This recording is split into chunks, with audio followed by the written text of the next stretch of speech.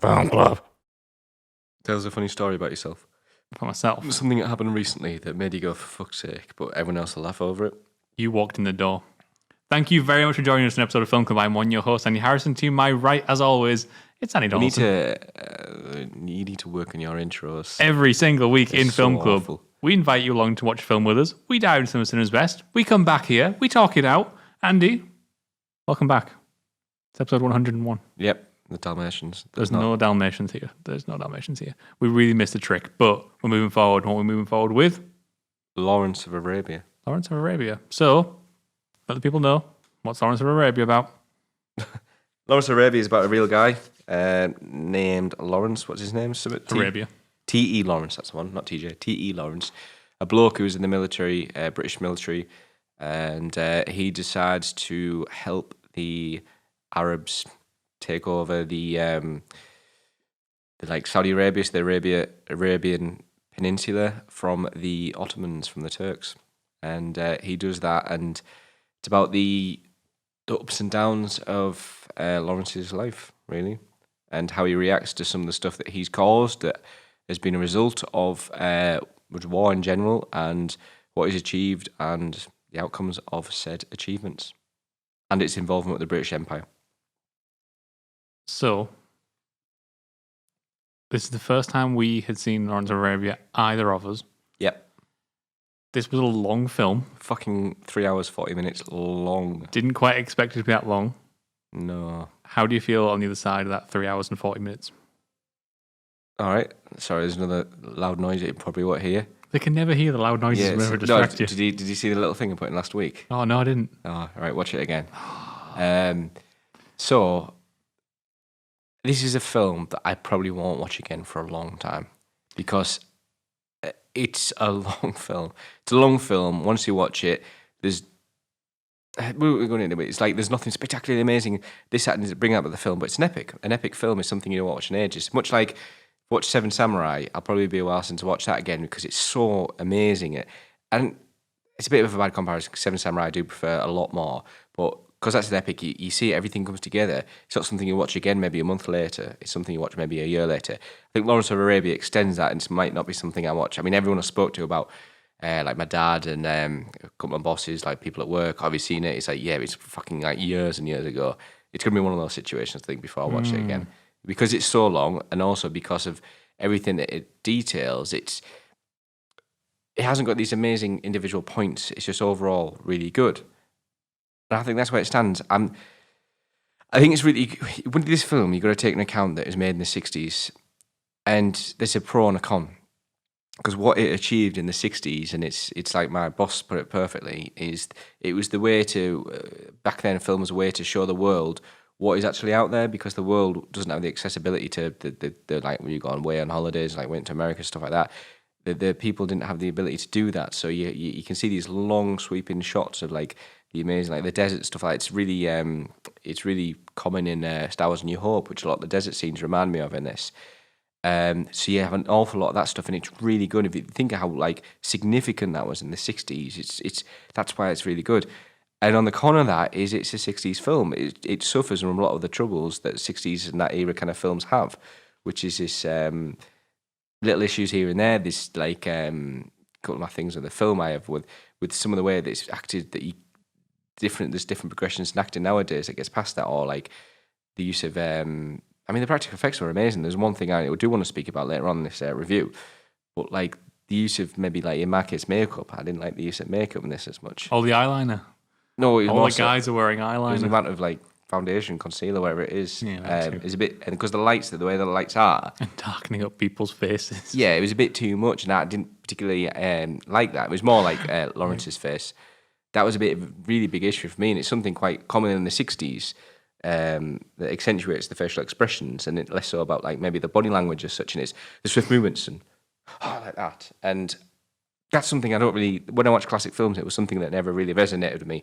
That whole like kind of classic 60s kind of around that era kind of feel. Yeah, the slightly more theatrical. Yes, very theatrical, good word. Performances, and in fact, we actually kind of addressed that when we're talking about A Streetcar Named Desire.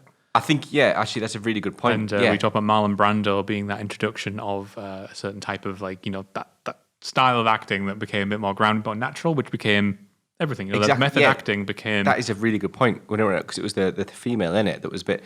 her actions are very exaggerated, much like I find Lawrence's is quite exaggerated when it goes on about, like, when he sees, like, the atrocities that he's caused and he sees eyes and he goes like that.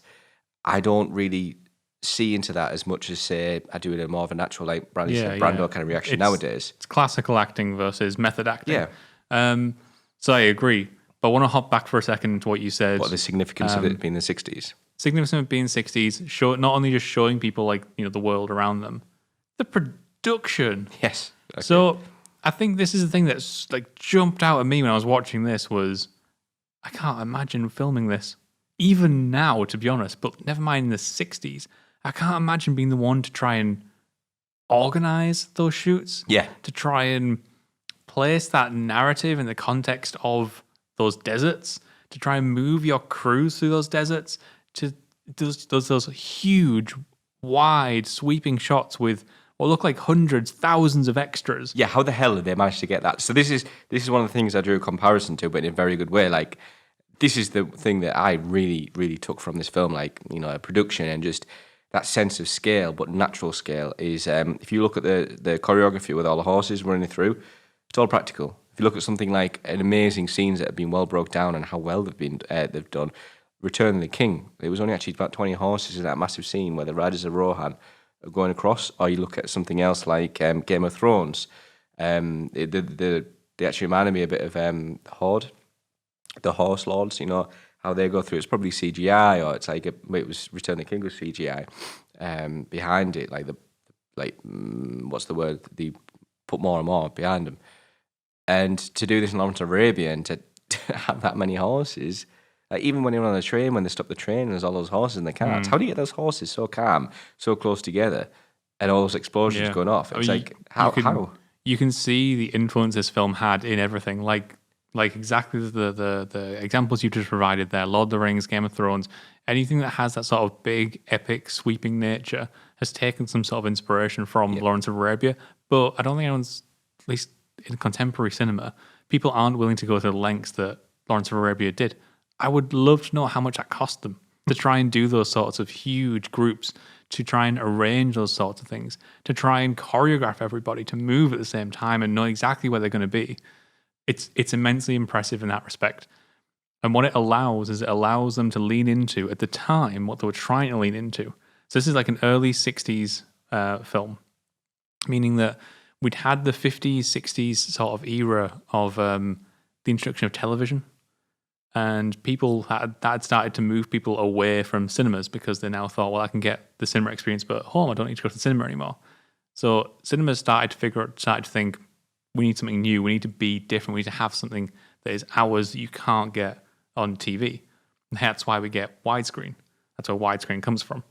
And this film just lends itself to widescreen better than any other film of the time, I think. Yeah. Because they really use that. One, they use the actual aspect ratio itself, but two, like you pointed out, they use those kind of slow panning shots to really emphasize the huge, vast open spaces that are going on. And I love it when they actually place people within these.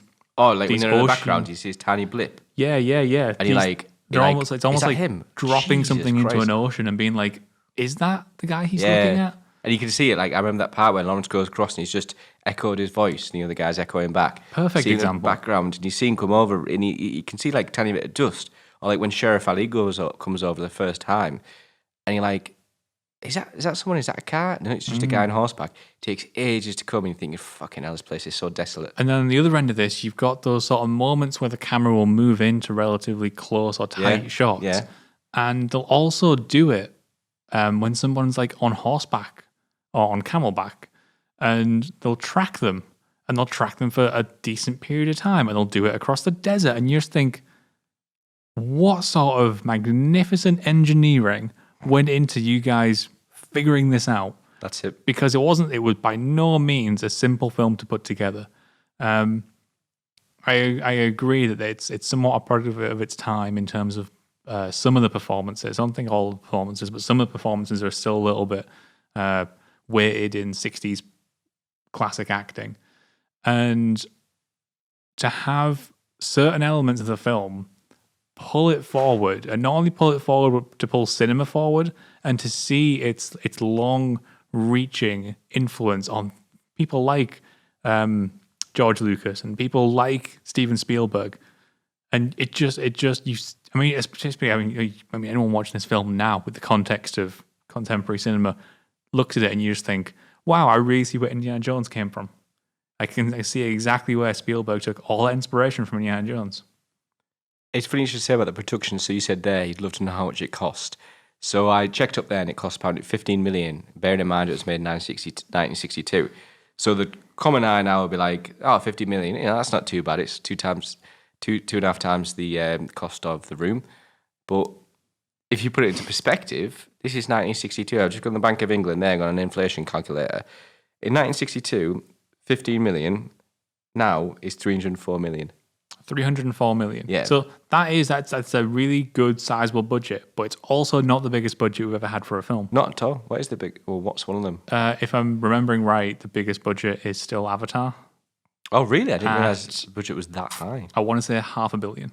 I think it's somewhere around there. Fucking hell. It's probably either way a little bit, but yeah, it's about $500 million. Okay. So it's definitely up there. Yeah.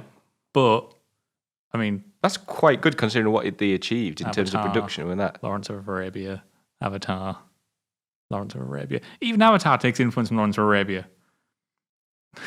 Just putting that out there. I think a lot of films will. Yeah. So I want to ask you a question. Yep. What the hell is with this score? Where'd this score come from? Holy mother of God, this score. Like, even before having seen this film, I knew the fucking score, apparently. I don't know. I can't answer that question. I'm not going to lie. We had this situation a couple of weeks ago. You were talking to me about the score and stuff like that. I was like, sorry, I couldn't really help you out with the score. So Maurice Jarre, apparently, is the French composer and conductor who put it together.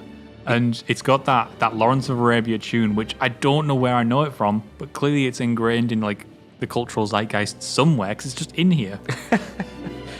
It didn't hit me as much as I thought it would. All right. No, I think this is one of my issues with the fact that I never used to watch classic films before Film Club.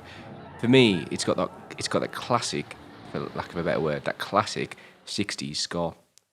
It's where everything around that era had that thing. So you turn on your TV when I was younger and it was a Sunday afternoon film and it was a really old school one. It's got that sweeping score of like horns and stuff like that. And I find it so, I mean, I'm not comparing and saying Lawrence of Arabia, the score to it is not amazing. I'm just saying stuff like that, it's just a bad, not even a habit. It's just a bad thing of mine. Like, I don't know. It just doesn't hit me. It didn't hit me. And I'm surprised. I'm sorry. I do apologise. Funny enough, I actually called this because Natalie were watching this and Natalie turned to me and said, Andy's going to just absolutely cream himself over the score, isn't he? I was like, do you know what? I don't think he will. Because I've noticed you've got this thing for not latching on to like classic film scores. I don't know what it is. I actually don't know what it is. Maybe it just doesn't hit me. The ones that hit me is when they used exceptionally well. It's maybe, as sad as it sounds, I have to watch it again and actually analyse it. It doesn't help that I've not seen this before and it's so long. It was really hard to analyse a lot of factors, but in those factors, the one thing that hit me, like you said, production, is the cinematography. And it's much like a couple of weeks ago when you said, score's amazing. I was like, well, it wasn't the score I was focused on, it was the cinematography, actually, and how managed to achieve some of the stuff they did. I think when it comes to scores nowadays, I try and look for like little quirks inside it, or like the absence of score, or the contrast of score. We're on about 2001 with use of classic in space and stuff like that. Stuff that builds upon the groundwork these guys set out, that sort of thing. Yeah. On the subject, one final thing on cinematography before we move on. Apparently, that shot where Lawrence is finally coming back with the guy he went to save. Yeah. He's a tiny little thing, off and that was shot on was it 480 something millimeter lens? If you're a camera nerd, you'll know how fucking ridiculous that is. Is that a 30? We shoot on a 35, yeah. 35, that's it, yeah. So it's like 485 millimeter lens, which is just bizarre. Whilst you're on cinematography, I love that shot where it's 50-50, horizontal split. They do it twice. There's one where it's like the blue sky, and the top half's blue sky, and the bottom half's desert is when they do the sweeping shots. But then they contrast that. They actually turn it on its head. When it's looking out the sea's blue, and it's a sunset and it's got an orange sky. And I was thinking, what a great shout! Like to flip that on itself. I thought that's really smart. That's one thing that got me. We've got to give a sort of kudos, I think, to Peter O'Toole. This Yes. is obviously the film that started his career off. Yep. And it's not an easy role to fill. No. Although it might not be quite to our like preferred acting tastes. You've got to give credit. Like if you look at the classical acting, I haven't seen as much of it.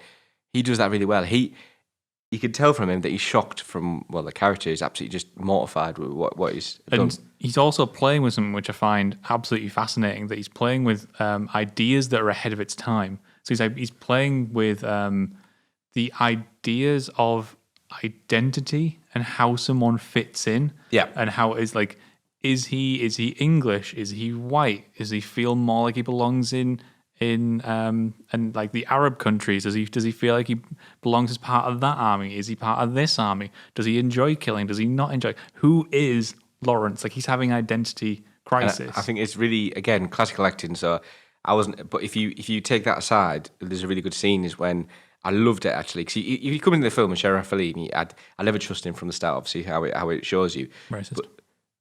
But then it comes later on, and you see that he's actually probably the most sane of them all in some respect. He's the one that, when Lawrence is in a bit of a bloodthirst, he's the one to say, stop this nonsense. And he goes, you talk to me about bloodshed, and I'm thinking, fucking hell, what a turn of events and progression of character there, because, Sheriff Ali's the one that shoots him for not giving permission, and then it's the way around. I was thinking, fucking well played. I mean, this is going like writing as opposed to the acting, but the way that Peter O'Toole portrays that scene where he's in the bloodthirst moment, it's fucking amazing. It's just, yes, I didn't particularly like the way he focuses more on his eyes and maybe his body language. But if you look at classical acting, that's how it was. I mean, like you said, Streetcar Named Desire, yes, fucking nails it. How did you feel about Alec Guinness? I loved it. It was almost like watching. Do you not like it? I'm not gonna lie. I haven't seen him in anything else. I haven't seen him in anything else besides Star Wars. So I was just like, oh my God, it's Obi-Wan in a film. I just love him. I'm sorry. It's the borderline blackface that gets me. Yeah, that's bad. That's bad. So bad. At least it's not like completely like that. But They wouldn't get away with that today. But I mean, like, he does a good job. If that's what you're going to do, if you're gonna take somebody and like black up their face to make them an Arab king, is he? Prince. He becomes king. Then he's a good choice for that. But don't you think it was pretty much like the how wise he is? It is basically Obi-Wan. Yeah, no. Again, no, because this became before, so it's Obi. Basically, they took so Star Wars. That's exactly what I was saying earlier, was that you can see where George Lucas just went, that's really cool. I'm going to take him and put him in the desert again. Yeah. In fact, it wouldn't surprise me if some of these scenes are within a similar desert. I think this was all shot most of it shot in Spain, right? Well, actually, Star Wars is done in Tunisia. Oh, okay. So never mind. But yeah, lots of this was shot in Spain. I know this kind of opened the floodgates for like people shooting in those Spanish deserts, particularly things like Sergio Leone with his Western trilogy. Best friend. My so this bestest was friend. Done by David Lean, who don't think I've ever seen before. Oh, you absolutely done. He did Oliver Twist, yeah. He did The Bridge and River Kwai, which I've been meaning to see. Yep. That was actually a film before this, I think. Was it? And Great Expectations, which I haven't seen. So I actually haven't seen much of his films. I wouldn't mind giving them a try. If not 3 hours, 40 minutes, I might have to wait around before another one like that. But it could be 3 hours. I think it's a really good film. It's going to take a while before I watch it again. It's long, but if you see past that and you see past the fact that it's a classic, like one of these old school 60s classics, got a lot of thing about it. I personally, I do struggle with it, but I need to see past that to see as mentioned at the start of the review, how significant this was in terms of a legacy and in terms of the scale of what they did, like the production and everything like that. It's a really good film. Absolutely. I think if you're going to make a 3 hour, 40-minute film as well, what a great way of chopping it down, not in the middle, really good but subject matter instead as well. of in two halves. This first half that feels more adventurous, and the second half that feels more politically aligned. Definitely politically. Yeah. So yeah, what a interesting way to kick off our next 50 episodes of Film Club. There is Lawrence of Arabia. You can let us know in the comments below what you think of Lawrence of Arabia, and you can hit us up on Twitter, as always. We'll be back once again next week, though, where we're going in a completely different direction. We're taking a look at Mothman Prophecies. Cheers. Thanks for that. See how it goes. See you guys next week.